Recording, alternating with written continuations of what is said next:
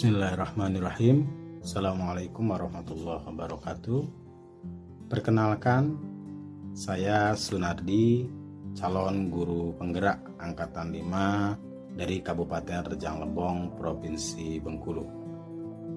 Pada kesempatan ini, saya ingin menyampaikan hasil refleksi dari wawancara yang saya lakukan terhadap 3 kepala sekolah. Refleksi tersebut ini berkaitan dengan pertanyaan-pertanyaan dari hasil wawancara yang saya lakukan. Ini pertanyaan yang saya ajukan kepada ketiga kepala sekolah tersebut.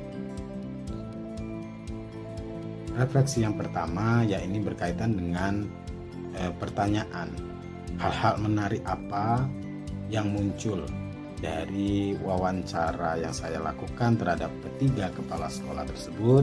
Kemudian pertanyaan-pertanyaan mengenai apa yang masih mengganjal dari hasil wawancara bila saya bandingkan ini dengan hal-hal yang saya pelajari dalam modul ini yang terkait dengan 4 paradigma, kemudian 3 prinsip dan 9 langkah dalam pengambilan keputusan.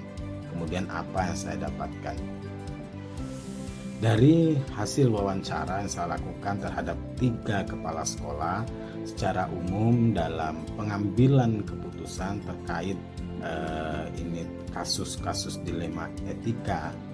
Ketiga kepala sekolah yang saya wawancarai yakni Ibu Sri Indrawati, SPD, Kepala Sekolah SDN 126 Rejang Lebong, kemudian Bapak Sigit Sucipto, MPD, Kepala Sekolah SDN 144 Rejang Lebong, dan Ustazah Aprianti MPD, Kepala Sekolah SDIT Robi Rodia 01 Rejang Lebong. Ketiga kepala sekolah tersebut semuanya ketika saya wawancarai itu sudah memperhatikan paradigma dan prinsip dalam pengambilan keputusan. Terutama yang saya lihat adalah prinsip berbasis rasa peduli. Namun belum semua langkah dalam pengambilan keputusan semuanya dilakukan. Kemudian dari apa yang telah disampaikan oleh ketiga kepala sekolah tersebut, hal-hal menarik yang saya dapatkan adalah bahwa kepala sekolah itu walaupun sering mengambil keputusan, namun keputusan yang diambil masih belum melewati uji, baik itu uji legalitas, uji publikasi, uji intuisi, dan yang lainnya. Sehingga terkadang keputusannya masih ada pertentangan. Kemudian hal menarik yang lain adalah bahwa kepala sekolah baru memahami bahwa apa yang terjadi atau kasus-kasus yang dihadapi ini merupakan dilema etika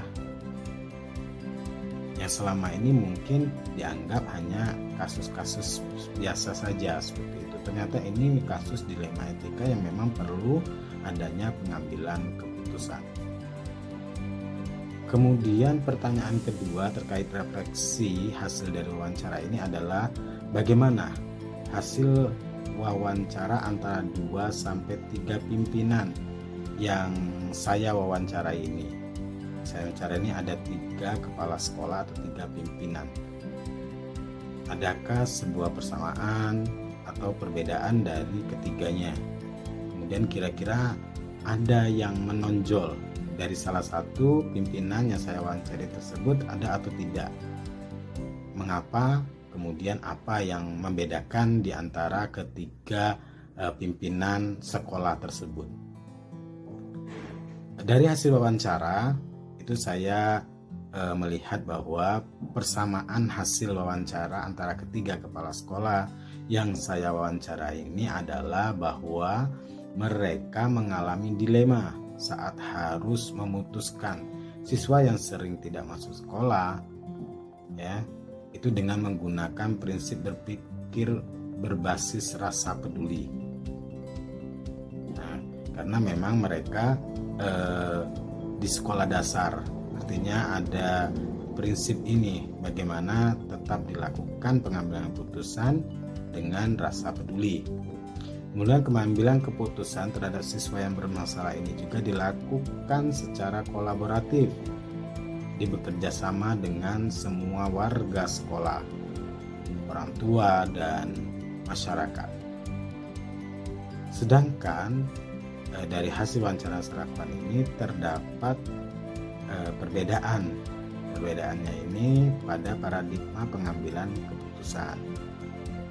Menurut Ibu Sri Indrawati SPD dan Bapak Sigit Sucipto MPD, ini mereka menggunakan paradigma jangka pendek lawan jangka panjang.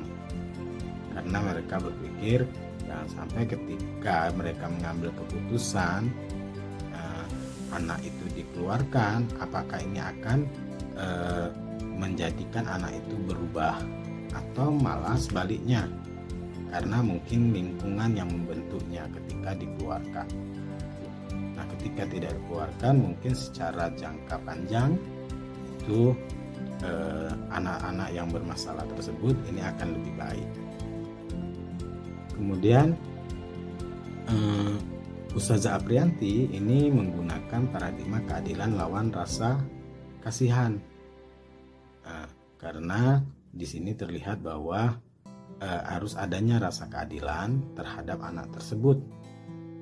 Ustazah menceritakan misalnya anaknya yang datang sering terlambat atau bahkan tidak sekolah karena orang tuanya bekerja sebagai sopir travel.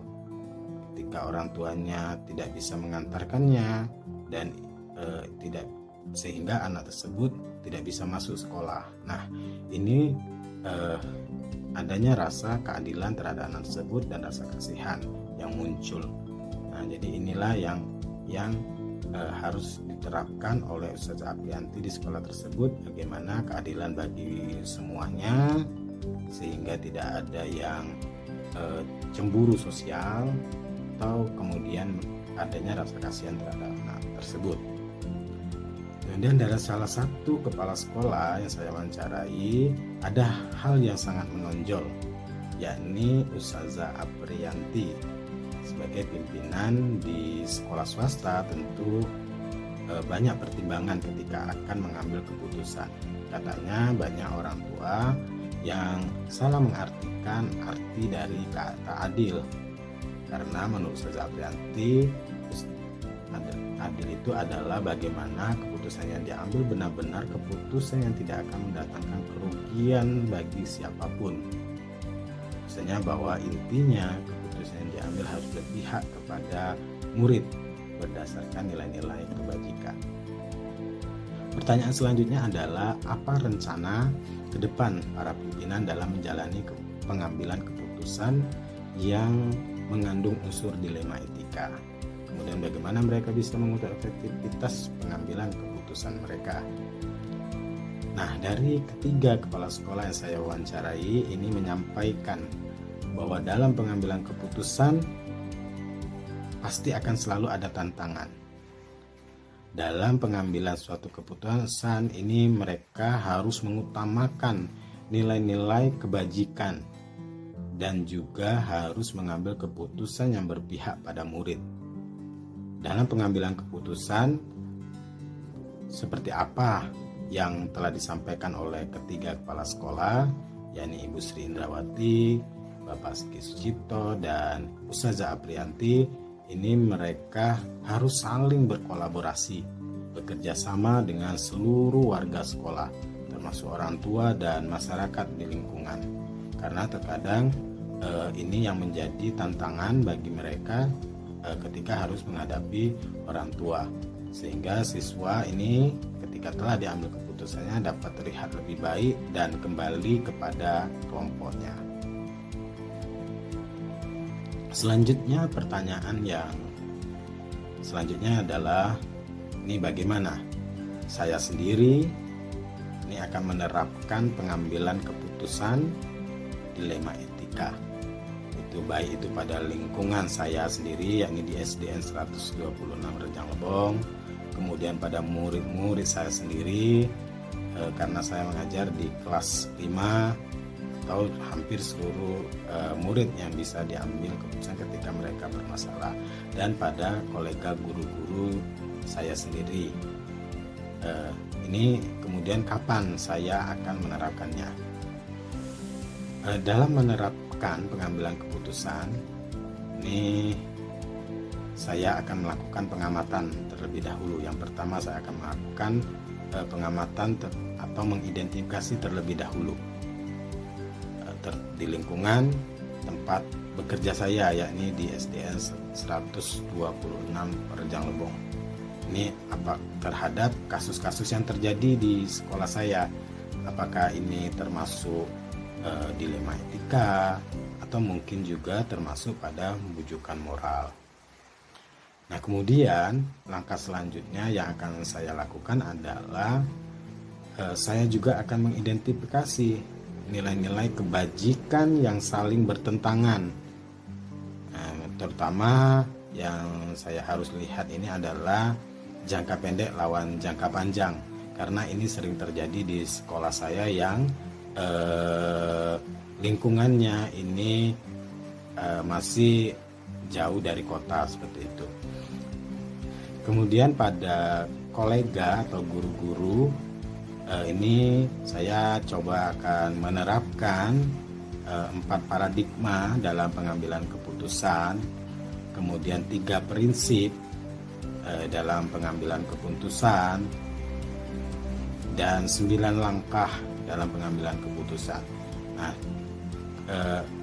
semuanya ini mulai dari 4 paradigma, 3 prinsip, dan 9 langkah ini saya akan coba lakukan ketika ada permasalahan terhadap siswa maupun mungkin kolega-kolega saya sendiri di SDN 126 Rejang Lebong. Selanjutnya saya akan terus belajar dalam mengambil keputusan, karena proses pengambilan keputusan menurut saya adalah keterampilan yang harus diasah terus-menerus, sehingga saya akan menerapkannya secara bertahap dan berkelanjutan, terutama di lingkungan sekolah saya.